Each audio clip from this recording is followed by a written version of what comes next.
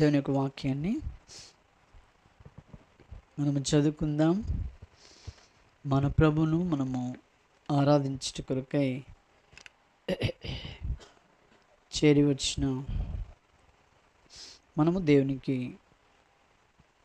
కృతజ్ఞతాస్తుతి ఆరాధన చెల్లించవలసిన వారమై ఉంటున్నాం. కీర్తనలు 34వ అధ్యాయంలో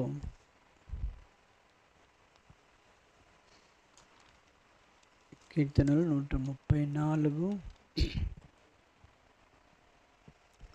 కీర్తనలు 34 ఓన్లీ 34 కీర్తనలు.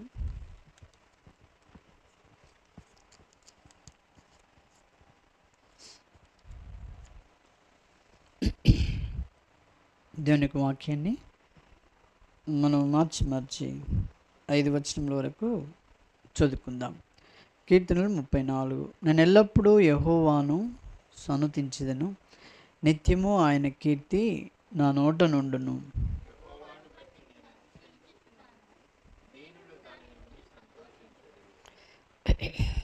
నాతో కూడి యెహోవాను గణపరచుడి, మనం ఏకముగా కూడి ఆయన నామమును గొప్ప చేయుదుము.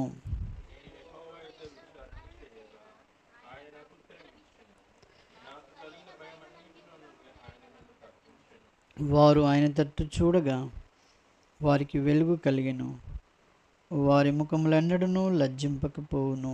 ప్రభువు సహాయం కొరకై మనం ప్రార్థన చేసుకుందాం.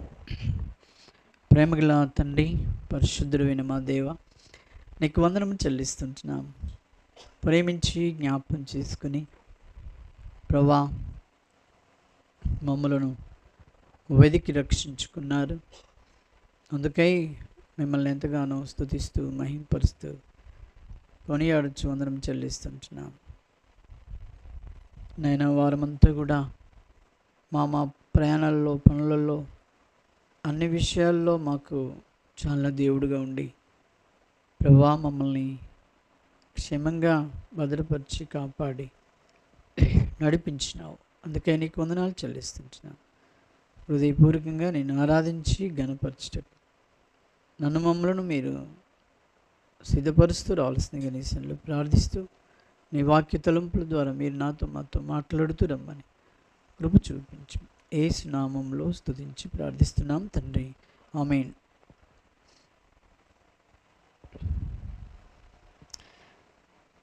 ప్రభు మనల్ని ప్రేమించి తన యొక్క ఉచితమైనటువంటి కృప చొప్పున మనల్ని జ్ఞాపకం చేసుకుని ఆయన మనల్ని తన యొక్క బిడ్డలుగా ఏర్పరచుకొని నడిపిస్తున్న విధానం బట్టి మనం చూస్తూ ఉంటున్నాం. ఈ సందర్భంలో మరొక భాగము 2వ దినవృత్తాంతములు 21వ అధ్యాయము 2వ దినవృత్తాంతములు 20వ అధ్యాయము 21, 22 వచనములు.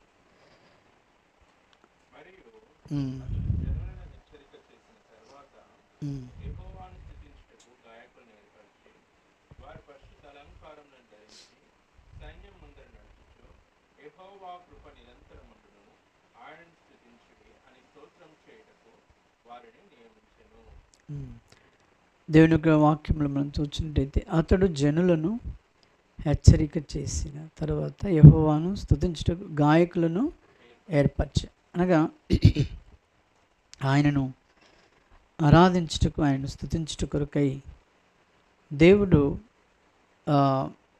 ఆయన నామమును కీర్తన చేయు గాయకులను ఏర్పరచుకున్నాడు. అనగా ఈ లోకంలో దేవుడు మరి మనం కూడా మనల్ని దేవుని కూర్చున్నటువంటి గానం చేయుట కొరకై లోకంలో ఉన్న మనల్ని దేవుడు మరి ఏర్పరచుకున్నాడు. అందుకు మనము యోహాను సువార్త 15వ అధ్యాయంలో మనము చూస్తున్నట్టయితే యోహాను సువార్త 15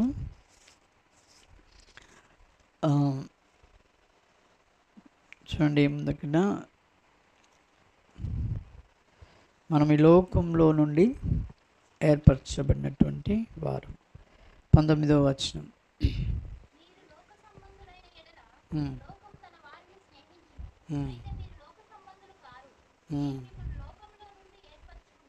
చాలు.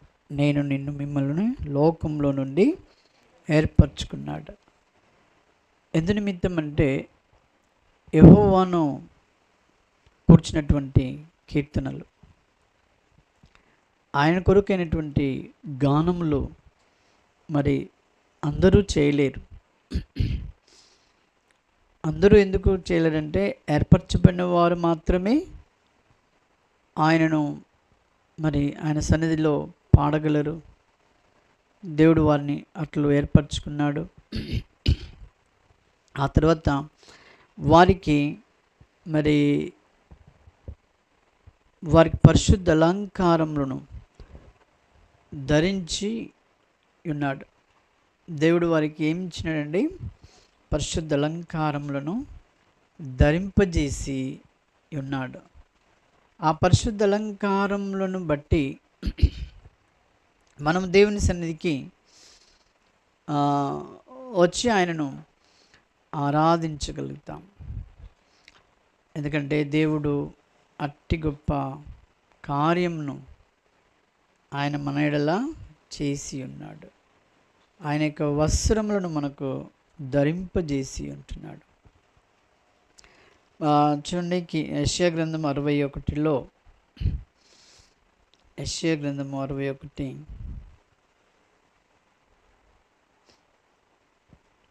10వ వచనంలో ఏమన్నాడు?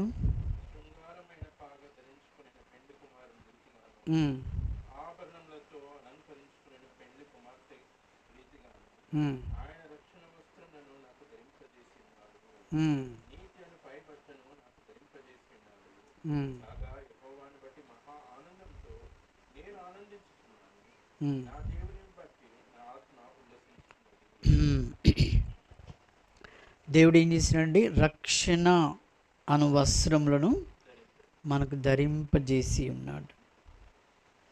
ఎవరైతే నిజముగా ఈ రక్షణ వస్త్రములను ధరించుకుని ఉన్నారో వారు మాత్రము ఏం చేస్తారంటే,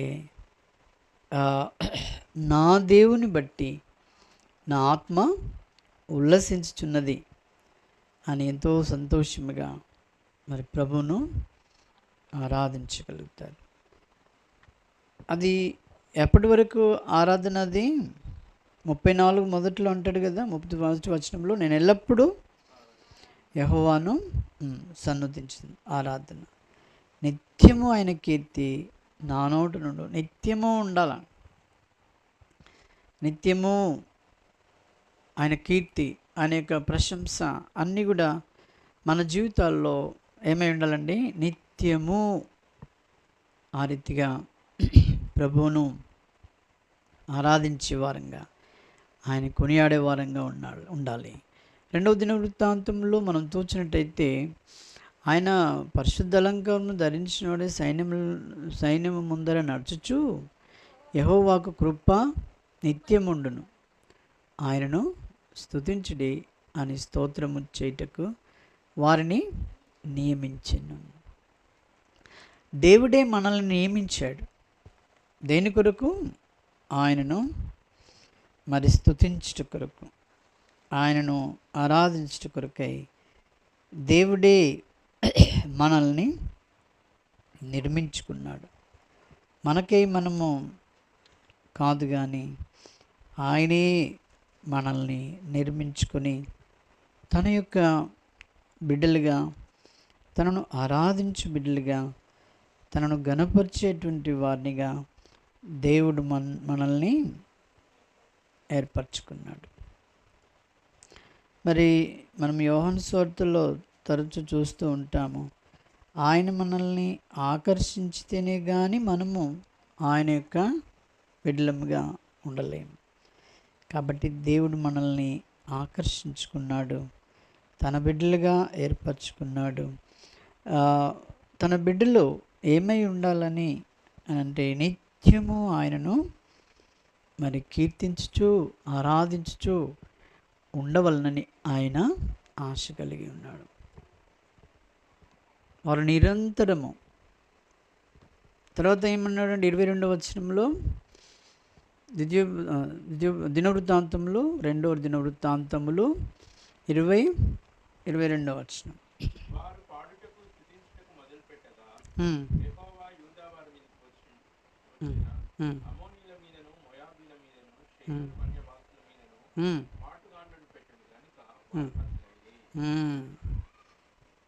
మనకు దేవుడు ఇచ్చినటువంటి గొప్ప మరి అవకాశము, లేకపోతే మనము కాపాడబడటము అనేది దేని ద్వారా జరుగుతూ ఉంటుందంటే, మనం అన్ని విషయాల్లో మనం కాపాడబడాలంటే, మనము భద్రపరచబడాలంటే మనము ఏం చేయాలి? కేవలము ఆయనను స్తుతించి ఆరాధించి ఆయన నామాన్ని గొప్ప చేయడం ద్వారానే మనము కాపాడబడతాం. ఇక్కడ ఈ ప్రజలు యుద్ధమునకు వెళ్ళకుండగానే వారు దేవుని స్తుతిస్తూ ఆయన ఆరాధిస్తూ ఆయన ఘనపరుస్తూ ఉంటున్నారు. కాబట్టి దేవుడు మాటుగాండ్రను పెట్టి వారు హతులైరి అని రాయబడింది. కాబట్టి మనకు కూడా ఆత్మీయ జీవితంలో విజయము పొందాలంటే ఆయనను హృదయపూర్వకంగా మనము ఆరాధించే వారంగా ఉంటేనే దేవుడు మనకు విజయాన్ని ఇస్తాడు. ఆయన ఆరాధించడం, ప్రార్థన, లేకపోతే ఏదో మరి బైబిల్ జ్ఞానము ఎన్నో రకాలుగా మనం సంపాదించడం ద్వారా మనకు విజయం కలగదు. కానీ దేవుడే ఆయనను మనము హెచ్చించి ఆయనను పూజించి ఆయనను ఎల్లప్పుడూ కూడా మన జీవితాల్లో ఆయనను అన్ని విధాలుగా ప్రతి విషయంలో ఆయనను ఆరాధిస్తూ ఘనపరుస్తూ ఉన్నప్పుడే మనకు కావలసిన విజయం. ఇప్పుడు కీర్తనలు 34 మొదటి వచనంలో మనం ఏం చూసాము?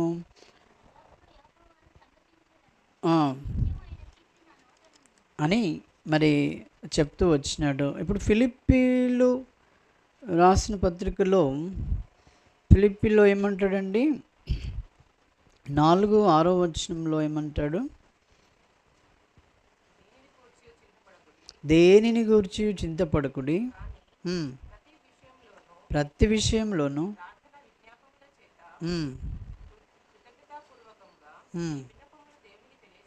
చాలు కృతజ్ఞతాపూర్వకంగా. కృతజ్ఞత అనేది మరి చాలా ప్రాముఖ్యం. ఏంటంటే దేవుడు నా జీవితంలో నన్ను ఎంతగా కాపాడి నడిపించాడు అనేటువంటి కృతజ్ఞత భావము మనము ఎప్పటికీ కలిగి ఉండాలి.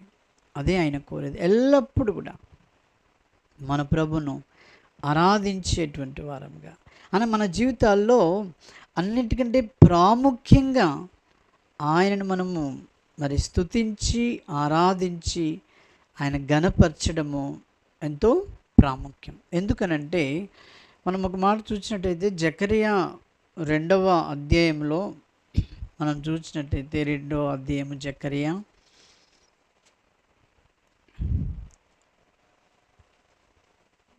2:5 వచనం.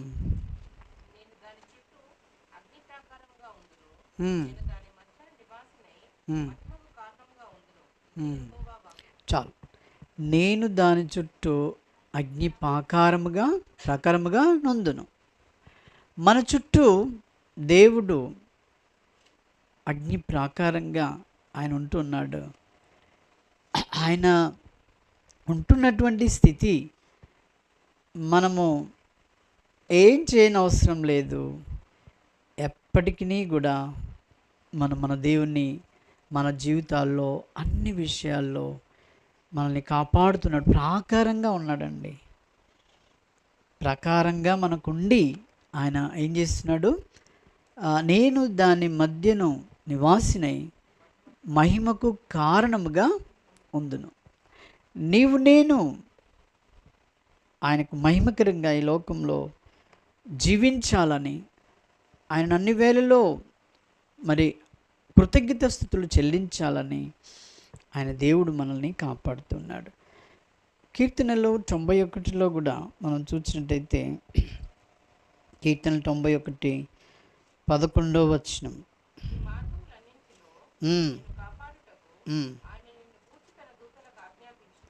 చూసారండి, నీ మార్గములన్నిటిలో నిన్ను కాపాడుటకు కదా, ఆయన నిన్ను గూర్చి ఏం చేశాడట, తన దూతలకు ఆజ్ఞాపించాడు. ఏమని? కాపాడుట కొరకై, కాపాడమని. ఇక్కడ అదే అంటున్నాడు, నేను దానిని అగ్ని ప్రాకారముగా ఉందును. మనకు ఇప్పుడు నువ్వేం చేయనవసరం లేదు, కేవలము దేవుడు నిన్ను నన్ను ఏం చేశాడన్నాడు, ఏర్పరచుకున్నాడు. నిన్ను నన్ను దేవుడు ఏం చేశాడండి, ఏర్పరచుకున్నాడు. కాబట్టి ఎందుకొరకు నిన్ను నన్ను ఏర్పరచుకున్నాడు? అదే దినవృత్తాంతములో మనం చూసాం కదా, ఆయనను స్తుతించుట కొరకై, ఆయనకు గాయకులుగా ఆరాధించుట కొరకై. తర్వాత మనకి ఏ వస్త్రములు ఇచ్చినాడు? పరిశుద్ధ అలంకారములను ధరింపజేసి ఆయన యొక్క ముందర నడుచుచు మనము నిరంతరము యెహోవాకు ఆరాధన స్తుతి చెల్లించేటువంటి ఆ గొప్ప భాగ్యాన్ని దేవుడు నీకు నాకు మనకు అనుగ్రహించినాడు. వారు పాడుటకు స్తుతించుటకును మొదలు పెట్టగా అంటాడు. వారు పాడుటకు స్తుతించుటకు. మనం పౌలుశీలను చూస్తాం. పౌలుశీలను వాళ్ళను ఎక్కడ వేస్తారండి? చెరసాలలో వేస్తారు. చెరసాలలో వేయబడినప్పుడు వారు ఏం చేశారు? వారు చింతించారా? ఫిలిప్పీలో అంటున్నాడు కదా, ఫిలిప్పీలో ఏం చెప్పాడు? మీరు చింతించొద్దు అన్నాడు కదండి. మనతో ఏం చెప్పినాడు ఆయన? మీరు చింతించొద్దు. దేనిని గురించి మీరు చింతింపకుడి అని చెప్తూ వచ్చాడు. అప్పుడు వీరు చెరసాలలో వేయగానే చింత అనేది వారికి రాలే. కానీ ఏమొచ్చిందండి వారికి? వారు ఏం చేస్తున్నారు? చెరసాలలో వారు పాటలు పాడుతూ ఉన్నారు. వారు ఏం చేస్తూ వచ్చారు? పాటలు పాడుతూ వచ్చారు. మరి పాటలు పాడుతూ దేవుణ్ణి ఆరాధిస్తూ ఆయన గణపరుస్తూ మరి వస్తుంటారు. అంటే చెరసాలలో ఉండి కూడా ఆయన గణపరిచారు. అది దేవునికి కావాల్సింది ఏంటంటే, ఆయనకి ఏం కావాలండి? చెరసాలలో ఉండి కూడా మనము ఆయనను గణపరచడం. ప్రభా, నువ్వెంత గొప్ప దేవుడు, నువ్వు నాకు ఇట్టి పరిస్థితి నాకు ఇచ్చావు. నాకు ఈ పరిస్థితిని బట్టి కూడా ప్రభా నేను నిన్ను స్తుతిస్తూ గణపరుస్తూ ఉంటున్నాను అని చెప్పి మనము చూడండి. అపోస్తుల కార్యములు 16వ అధ్యాయం, అపోస్తుల కార్యం 16 చదవండి 23 నుండి.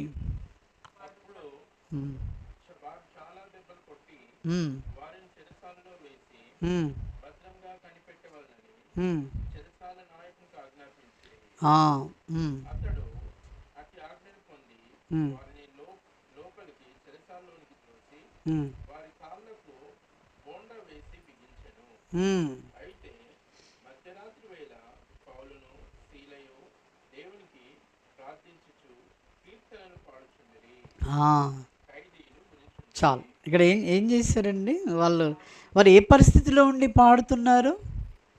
చాలా మనలాగా హాయిగా ఉన్నారు వాళ్ళు, సుఖంగా ఉన్నారా వాళ్ళు?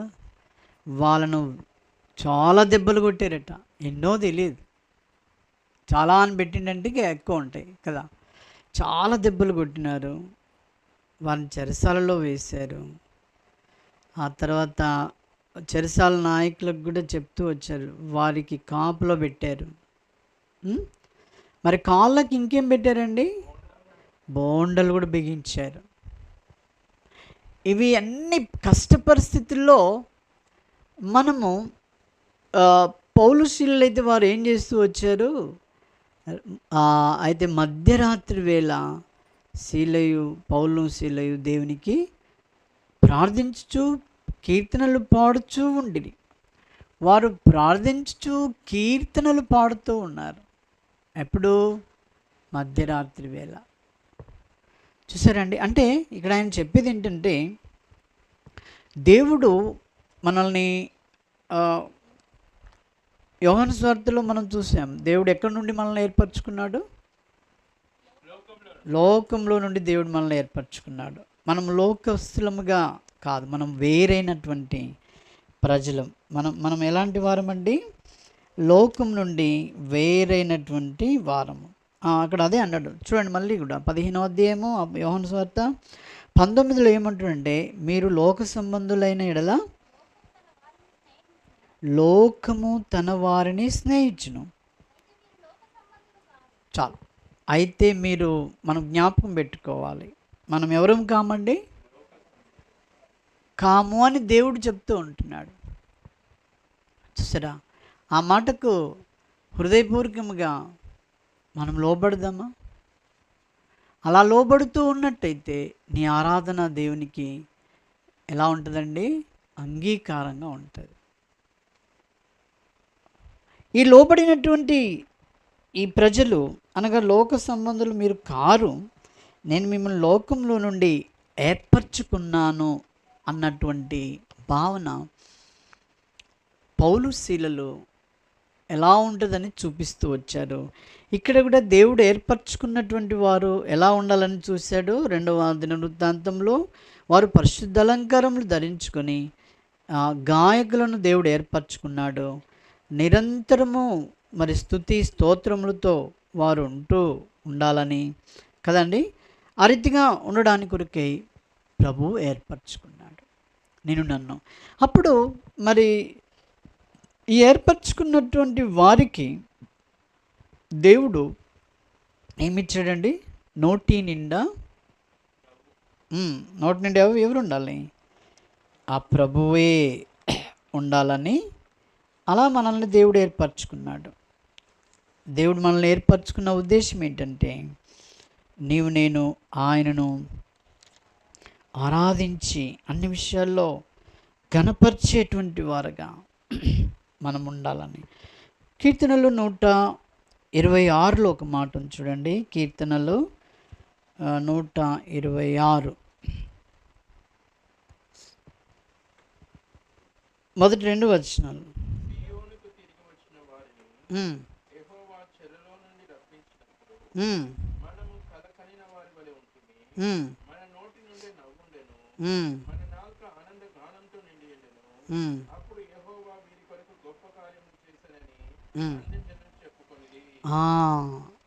అక్కడ ఏమన్నాడు?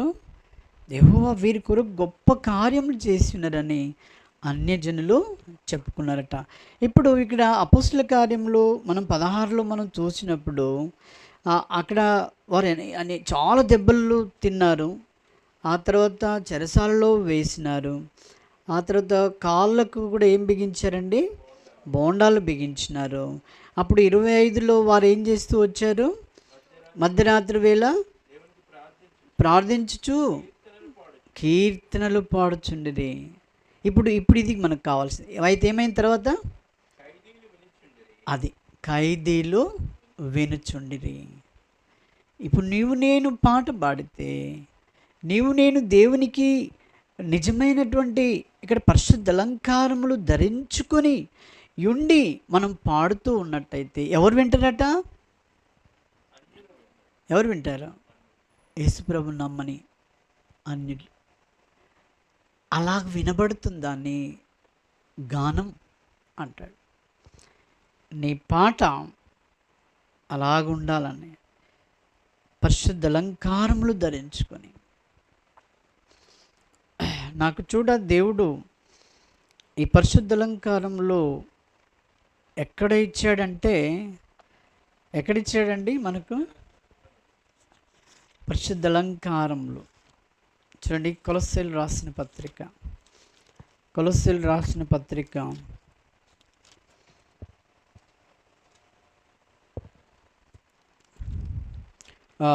3వ అధ్యాయము 12వ వచనం.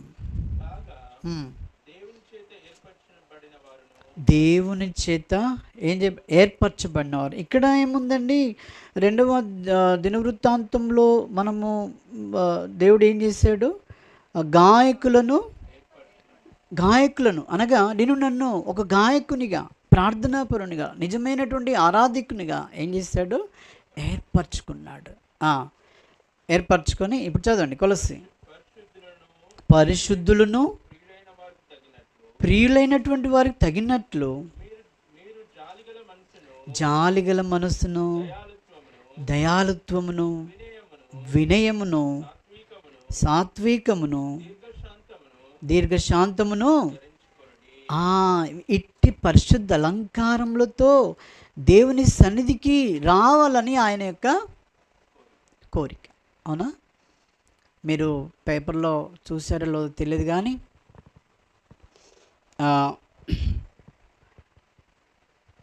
ఒక హిందూ దేవాలయానికి ఒక ఆమె వచ్చింది. అది కాదు, ఇంకొకటి ఆమె వచ్చింది. ఎట్లా వచ్చిందంటే, ఇప్పుడు దేవుడు మనకిచ్చిన ప్రత్యేకతకు దానికి తేడా ఏంటంటే, దేవుడు ఈ అలంకరణ మనకు ఎక్కడిచ్చాడు? దేవుని యొక్క వాక్యం యొక్క అలంకరణ ఎక్కడిచ్చాడు? మన అలంకారం ఇప్పుడు చదివాం కదా, మర్చిపోయారా? పరిశుద్ధత, జాలి, దయ, వినయము, సాత్వికం, ఇవి ధరించుకొని మనం వచ్చాం. కాబట్టి నేను ఎందుకు చెప్తున్నానంటే, మనల్ని ఎవరు దొంగిలించారు. అయితే ఆ బిడ్డ ఏం చేసిందంటే, చాలా ఆభరణాలు ధరించుకొని వచ్చి అక్కడ పూజ చేయడానికి వచ్చినప్పుడు ఏకంగా పూజారే ఆమెను రాడుతో కొట్టి చంపేశాడు. ఎందుకొరకు అని అంటే, కేవలం ఆభరణాలు దొంగిలించడానికి కొరకే. కేవలం దేని కొరకండి? ఆభరణాలు దొంగిలించాడు. ఆ తర్వాత మొన్న పేపర్లో ఆయనకి యావజ్జీవ శిక్ష ఏదో పడింది, అది చదివాను. అది చదివినప్పుడు మన దేవుడు ఎంత ప్రేమ కలిగిన వాడు, ఎంత శ్రేష్టమైనటువంటి ఆరాధన మనకి ఇచ్చాడు కదండి. మనం ఆరాధించడం కొరకు వచ్చినామంటే దేవుడు బాహ్య అలంకారాన్ని చూశాడా? ఆయన మీ హృదయంలో ఏముండాలి? పరిశుద్ధత ఉండాలి. మీ హృదయంలో ఏముండాలండి? పరిశుద్ధత ఉండాలి. మరి జాలి మనస్సు ఉండాలి. మరి దయాలుత్వము, వినయము, సాత్వికమును, దీర్ఘశాంతమును మీరు ధరించుకొని ఆరాధనకు వచ్చినట్టయితే ఎవరైనా దొంగిలిస్తారా? చెప్పండి, ఎవరు దొంగిలించారు? దేవుడు ఇట్టి హృదయంతో, ఇట్టి అలంకారణను దేవుడు మనకు అనుగ్రహించినాడు. ఇట్టి అలంకారణతో మన ప్రభువును ఆరాధించుట కొరకై ఈ ఏర్పరచబడినటువంటి ఈ బిడ్డలు ఆ రీతిగా ఉండాలని. చూసారా అండి, బాహ్య సంబంధమైనది ఎంత భయంకరమో, ప్రాణాన్ని తీసేస్తుంది. అది ప్రాణాన్ని ఏకంగా ఏం లెక్క చేయకుండా. అయితే ఆయన ఇచ్చినటువంటి అలంకరణ, దేవుడు మన ప్రేమ కలిగిన వాడు, ఆయన ఇచ్చిన అలంకరణ ఎంత గొప్పదిగా మనం చూస్తుంటున్నాం. ఉదాహరణ చెప్పాలంటే, మన దినం ఎయిర్పోర్ట్కి వెళ్ళినప్పుడు ఎయిర్పోర్ట్లో జరిగే పరిస్థితి ఎట్లుంటుందంటే, మనం తెచ్చే బ్యాగ్స్, మనం అందరం ఏమైపోతాము? స్కాన్ చేయబడతాం. మన సూట్ కేసులు మనకు అవన్నీ స్కాన్ చేయబడతాయి. మనిషిని కూడా స్కాన్ చేస్తారు. మనిషిని కూడా ఏం చేస్తారు? స్కాన్. ఎందుకొరకు చేస్తారు అవి? చెప్పండి.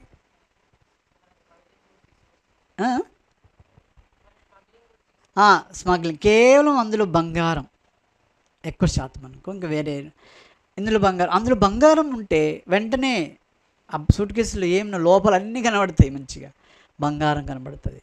మీకు తెలుసా అండి, చాలామంది సహోదరులు, ఆడవాళ్ళు, మా వారు అందరూ కూడా వాళ్ళు మనిషిని స్కాన్ చేస్తారు. ఎందుకంటే వాళ్ళు గోల్డ్ మింగేసి వస్తారట. తర్వాత ఇంకెక్కడో బాడీలో కుదుర్చుకొని వాళ్ళు వస్తారట. అట్లా దొరికాయి. అలా దొరుకుతూ ఉంటుంది, వాళ్ళని పట్టేస్తారు కదా అండి. ఇప్పుడు మన ఆరాధనను దేవుడు స్కాన్ చేస్తాడు. మన ఆరాధనను దేవుడు ఏం చేస్తున్నాడు? స్కాన్ చేస్తున్నాడు. అయితే నీ హృదయంలో ఏం కనబడాలి దేవునికి? అది పరిశుద్ధత, జాలి, దయాళుత్వము, దీర్ఘశాంతము ఇవి ధరించుకున్నాడా లేదా, ఇది స్కాన్ చేస్తాడు దేవుడు.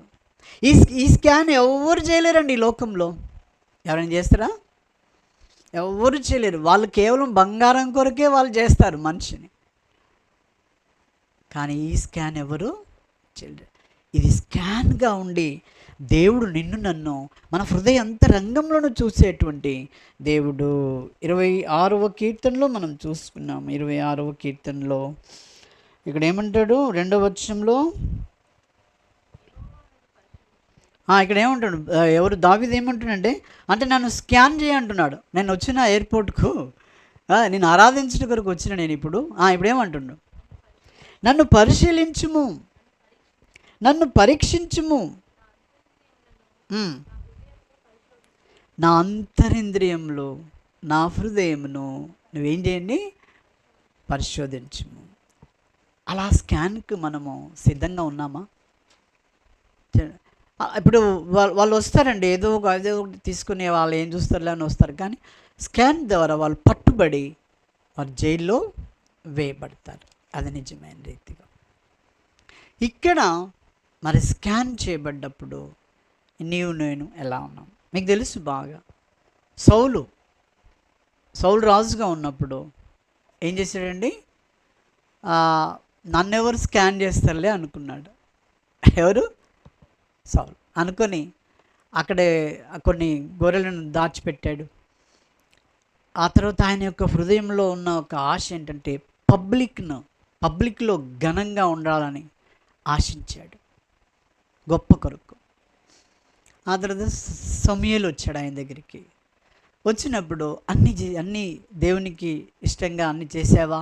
అమాలేకీయులందరినీ ఫిలిష్తీయులను చంపేసావా అని కరెక్ట్గా అడిగితే, ఎందుకంటే సమూయేలైనా కానీ ఆయన లోపలి దాన్ని చూడలేము, ఎందుకంటే అది దేవుడికి సాధ్యం.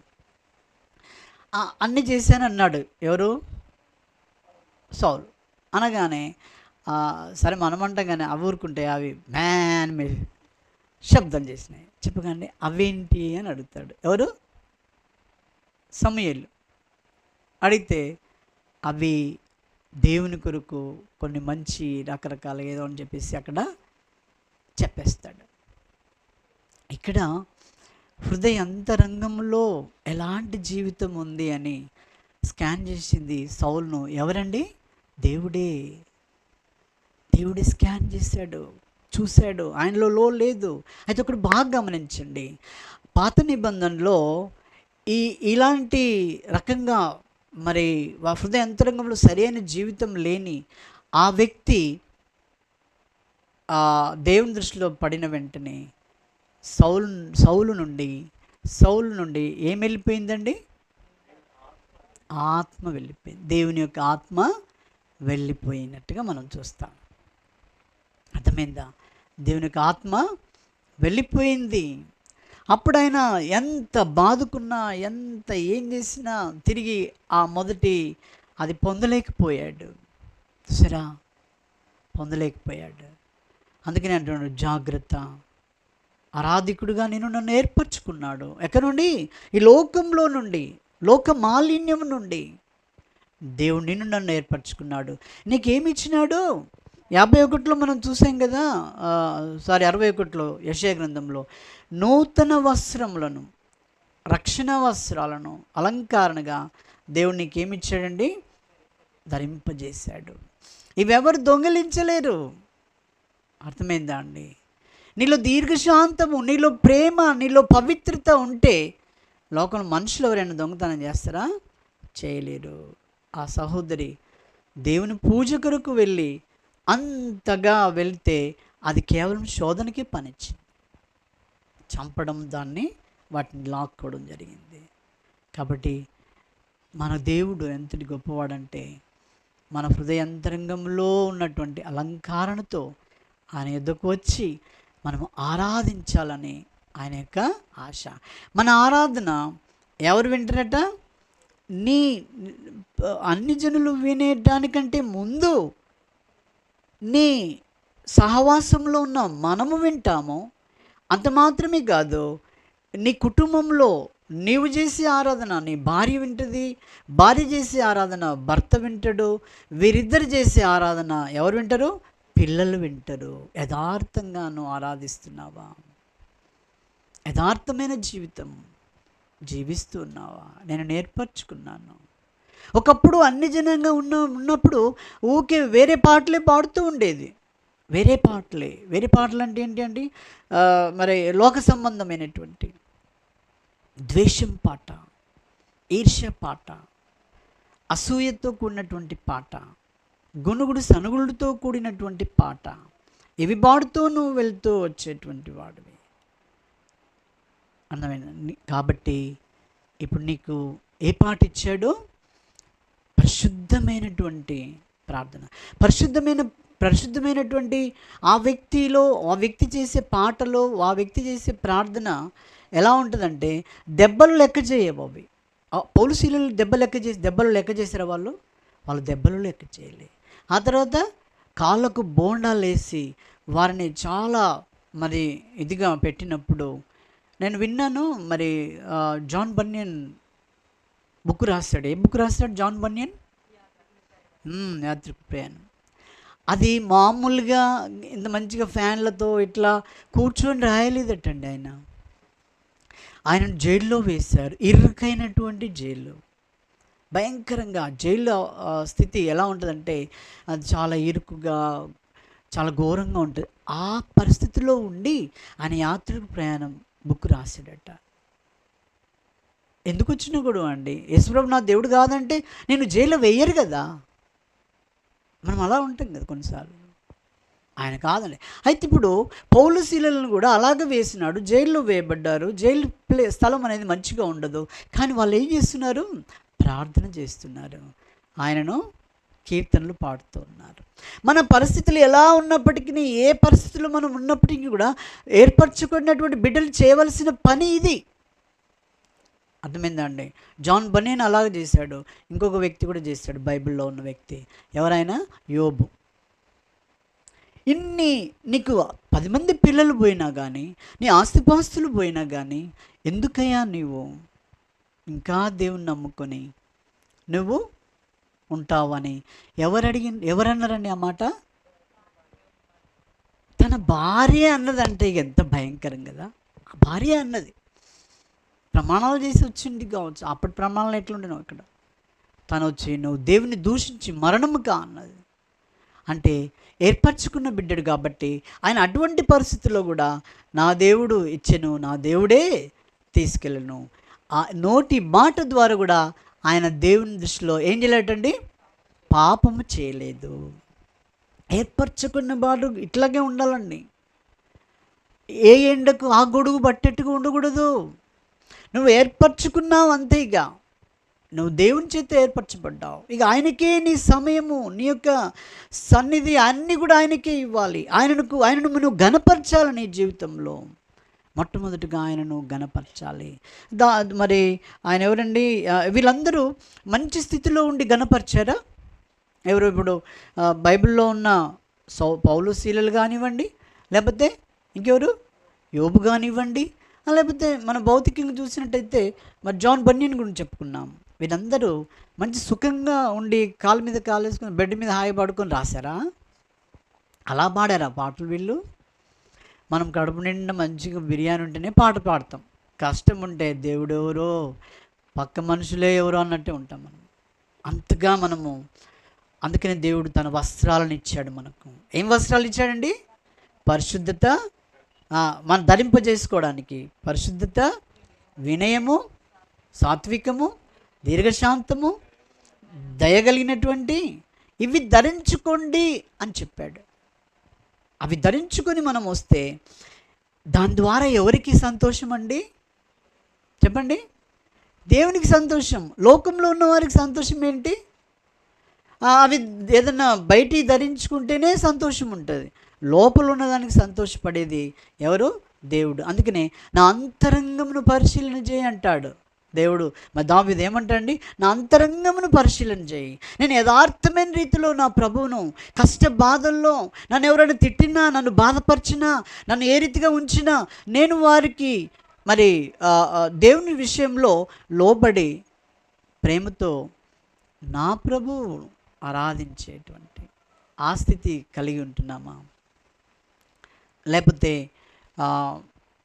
పంటికి పన్ను కంటికి కన్ను అలా కాకుండా దేవుని మనము ఏం చేస్తూ రావాలండి? యథార్థంగా హృదయపూర్వకంగా మనము ఆరాధిస్తూ రావాలి. ఒక మాట చూసుకుందాము. రెండవ దినవృత్తాంతములు 16వ అధ్యాయము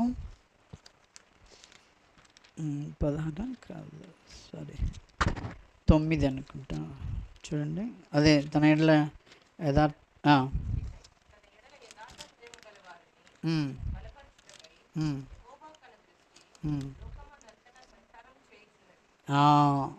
అంతే ఎంత అండి? 16:9 చూడండి. చూసారు కదా, రెండవ దినవృత్తాంతంలో 16:9. తన ఎడల నువ్వు యథార్థంగా దేవుని ఆరాధిస్తే ఎవరి కొరకు చేస్తున్నట్టు చెప్పండి? యథార్థత ఎవరి కొరకు? దేవుని కొరకే. నువ్వు దేవుని సంతోషపరచ జీవించు, ఇతరులను కాదు. మన జీవితం ఏమైనా లోకస్తులను సంతోషపరచాలన్నట్టుగానే మనం అంటూ ఉంటాం. అది కాదు. లోకస్తులు బాధపడినా కానీ తన ఎడల యథార్థ హృదయం గల వారిని బలపరచుటకు, యథార్థతతో ఆరాధించేటువంటి వారంగా ఉండాలని యెహోవా కనుదృష్టి లోకమందంతటా ఏం చేస్తుందండి? సంచారం చేస్తుంది. ఈ విషయంలో నీవు మతి తప్పి ప్రవర్తించితివా, ఇది మొదలుకొని నీకేం జరుగుతాయట? యుద్ధాలే వస్తాయని చెప్పాడు. అది ఎలా వస్తుంది అంటే రోమిలకు రాసిన పత్రిక మొదటి అధ్యాయము, మొదటి అధ్యాయము ఎందుకు వస్తుందో అంటే చూడండి. మొదటి అధ్యాయము. దేవుడు వారిని ఏర్పరచుకొని మరి తన బిడ్డలుగా ఏర్పరచుకున్న తర్వాత దేవుడే అప్పగించుతున్నాడు. చూడండి, మొదటి అధ్యాయం 24వ వచనం. ఈ హేతు చేత వారు తమ హృదయములలో ఏం అనుసరించి? దురాశను. అక్కడ ఏమన్నాడు?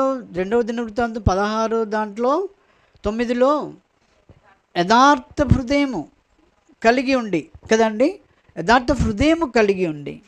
మరి ఒకవేళ అలా ఉండకపోతే అక్కడ ఏం చెప్పాడు? ఇది మొదలుకొని ఏం జరుగుతాయి అని చెప్పాడు? యుద్ధంలే జరుగుతాయి అన్నాడు. యుద్ధంలో జరుగుతున్నాయంటే ఎలాగంటే ఇక్కడ దేవుడు వారి హృదయాంతరంగం చూసి దురాశలను అనుసరించి నడుస్తున్నారు కాబట్టి తమ శరీరములను పరస్పరముగా అవమానపరుచుకున్నట్లు దేవుడు వారిని అపవిత్రతకు అప్పగించెను. నేను అపవిత్రులుగా ఉండడానికి కొరకై ఎవరు అప్పగిస్తారండి? నీ హృదయం చెడిపోవడానికి, నీ హృదయంలో సరిగ్గా ఉండలేకపోతున్నావు కేవలం అంటే నువ్వు ఇప్పుడు మనం అక్కడ చూసాం. ఎక్కడంటే సౌలు జీవితం చూసాం. సౌలు దేవుడు చూసి దేవుని మీద నుండి ఆయనలో నుండి ఏం వెళ్ళిపోయింది? దేవుని ఆత్మ వెళ్ళిపోయింది. ఎందుకు? ఆయన మతి తప్పి ప్రవర్తించాడు. అవునా కదా? అబద్ధం ఆడాడు, మోసం చేశాడు, దేవుని గురించి యథార్థంగా లేడు. అప్పుడు ఆత్మ వెళ్ళిపోయింది. ఇప్పుడు నూతన నిబంధనలో దేవుడు ఏం చేశాడట? అపవిత్రతకు అప్పగిస్తా అంటున్నాడు. నీలో కనుక యథార్థత లేకపోతే, దేవుడు ఇంతగా నన్ను కాపాడి నడిపిస్తున్నా దేవుని విషయంలో నువ్వు కృతజ్ఞత కలిగి లేకపోతే నేను దేనికి అప్పగిస్తా అన్నాడు? అపవిత్రతకు. దేవుని వాక్యమే ఉందండి.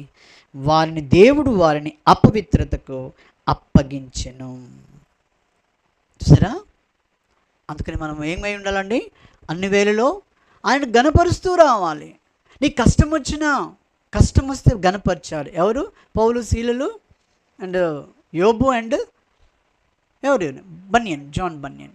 ఇంకా చాలా విషయాలు ఉన్నాయండి చెప్పాలంటే, టైం మనకు సరిపోదు. చాలా చాలామంది ఉన్నారు. అలాంటి వారు చాలా కష్టంలో కూడా ప్రభువును ఆరాధించినటువంటి వారు, నీవు నేను ఎలా ఉంటున్నాం, నీవు నేను ఎలా ఆరాధిస్తున్నాం? నీ కష్టంలో ఉన్నప్పుడు, బాధలో ఉన్నప్పుడు, నిన్ను నిందించినప్పుడు, నిన్ను మీద వేరుగా పలికినప్పుడు, వాటన్నిటి విషయంలో నువ్వు నిజంగా ఆరాధికుడిగా ఉంటే నీ ద్వారా ఆయనకెంతో ఆనందము. అర్థమైందా అండి? అందుకొరకు నిన్ను ఏర్పరచుకున్నాడు. ఆయన ఊరికి ఏర్పరచుకున్నాడా? తన యొక్క అమూల్యమైన రక్తం ఇచ్చి నన్ను ఏర్పరచుకున్నాడు. ఈ లోకంలో నుండి, మాలిన్యమైనటువంటి లోకము, పనికి మాలిన లోకము, ఇంతలో కనబడి అంతలో మాయమైపోయే ఆవిరి వంటి మనల్ని దేవుడు ఎంతగా ఏర్పరచుకున్నాడో అది గ్రహించు, అది ఆలోచన చెయ్యి. దాని కొరకు ఈ కృతజ్ఞత కలిగి ఉండు. ప్రభా, నన్ను ఎంతగా కాపాడావు కదా, నీకు వందనాలు దేవా, నేను గణపరుస్తున్నాను, నిన్ను ఆరాధిస్తూ ఉంటున్నాను. యోహాను అన్ని విషయాల్లో దేవుణ్ణి హెచ్చించాడట. మనము యోహాను ఏం చేశాడండి? తన దేవుణ్ణి అన్ని విషయాల్లో ఏం చేశాడు? ఆయన హెచ్చిస్తూ వచ్చాడు. నేను తగ్గవలసి ఉన్నది, ఆయన హెచ్చవలసి ఉన్నదని చెప్తుంటాడు. నేను తగ్గాలి, ఆయన హెచ్చాలి. అన్ని విషయాల్లో ఆయన హెచ్చుగా ఉండాలి. చూడండి, ఆ మాట దొరికింది. యోహాను సువార్త 3వ అధ్యాయము, యోహాను సువార్త 3వ అధ్యాయము 30వ వచనం. ఆయన హెచ్చవలసి ఉన్నది, నేను తగ్గవలసి ఉన్నది. చూసారా అండి? మనం ఏం కావాల్సిన వారము? అన్ని విషయాల్లో తగ్గింపు కలిగిన వారంగా ఉండాలి. అయితే నీ విషయంలో హెచ్చింపు ఎవరు? ఆయననే హెచ్చించాలి. నీ దేవుణ్ణి. ఎందుకంటే నిన్ను కాపాడుతున్నాడు, నిన్ను భద్రపరుస్తున్నాడు. ప్రభువా, నిన్ను ఘనపరుస్తూ ఉంటున్నాను, నిన్నే హృదయభారా ఆరాధిస్తూ ఉంటున్నాను. నేను తగ్గవలసినదే దేవా, నేను తగ్గవలను. కాబట్టి మనం తగ్గించుకొని, ఎందుకంటే అంతకు ఆయనకు ఆయన గొప్పతనాన్ని తగ్గించుకొని లోకానికి వచ్చాడు. కలువరిశిలువలో వేలాడదీయబడ్డాడు. ఫిలిప్పీయులకు రాసిన పత్రిక 2వ అధ్యాయంలో ఫిలిప్పీ 2:7 వచనం ఏమన్నాడండి? సరే 6 చూడండి. 6 ఆయన దేవుని స్వరూపమును కలిగిన వాడై ఉన్నాడు. దేవునితో సమానముగా ఉండుట విడిచిపెట్టకూడని భాగ్యమని ఎంచుకొనలేదు, కానీ మనుషుల పోలికగా పుట్టి దాసుని స్వరూపమును ధరించుకొని తన్ను తాను ఎంత తగ్గించుకున్నాడు చూడండి. ఈ లోకంలో మరి సినిమాలో వాళ్ళు ఒక డైలాగ్ పెట్టారు, దాన్ని పట్టుకుంటారు జనాలు. యేసుప్రభు పెట్టిన ఈ డైలాగ్ పట్టుకోరు, నేను తగ్గవలసినదని. మరి ఇది ఎవరు ఇది ఎవరంటారు ఈ మాట? దేవుడు ఏర్పరచుకున్న బిడ్డలు ఏమంటారంటే నేను తగ్గవలసినది, ఆయన హెచ్చవలసినది అని. అంటే ఈ లోకస్తులు ఏమంటే తగ్గేదే లేదు అంటారు వాళ్ళు. ఈ లోకంలో వారు ఏమంటారండి? ఏ విషయం, లోక సంబంధమైన విషయంలో తగ్గేదే లేదంటారు. ఎవరు వారు? దేవుని ఎరగని వారు, దేవుడు ఏర్పరచుకుని వారు. దేవుడు ఏర్పరచుకున్న వారిలో ఏముంటుందండి? ఎప్పటికీ అన్ని వేళలో నేను తగ్గవలసి ఉన్నది, ఆయన హెచ్చవలసి ఉన్నది. ఆయనే స్వరూపాన్ని కోల్పోయి నీ కొరకే నా కొరకే తన ప్రాణమును పెట్టినటువంటి ఆ గొప్ప దేవుడు. అటు గొప్ప దేవుణ్ణి మనం హృదయపూర్వకంగా ఈ